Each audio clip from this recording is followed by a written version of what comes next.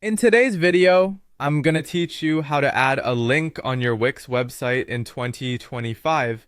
Whether you're completely new to Wix or just need a quick refresher, this guide will walk you through every step you need to create links to various destinations on your site. Let's start by heading over to the Wix editor.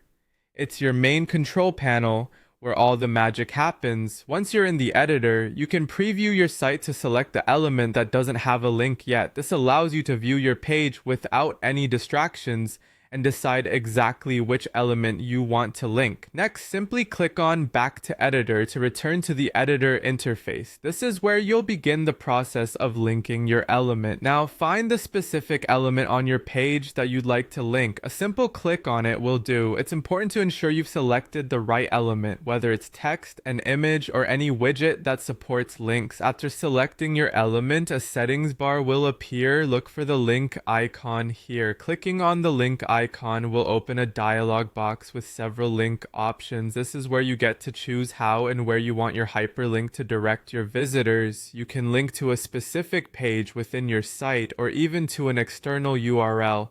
If you're linking to another page within your site, make sure to select Choose a Page.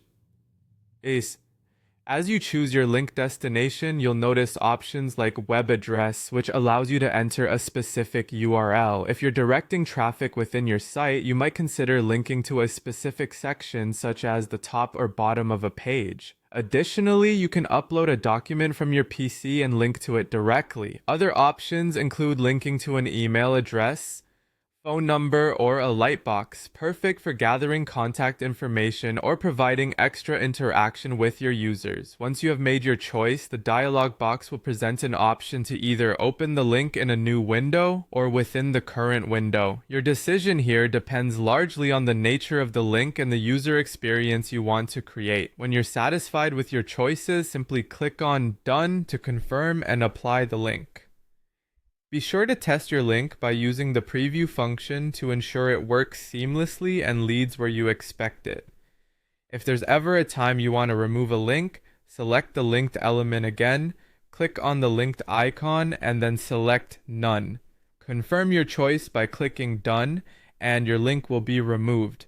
By following these steps, you can effectively control the flow of traffic on your site and enhance the user experience for your visitors.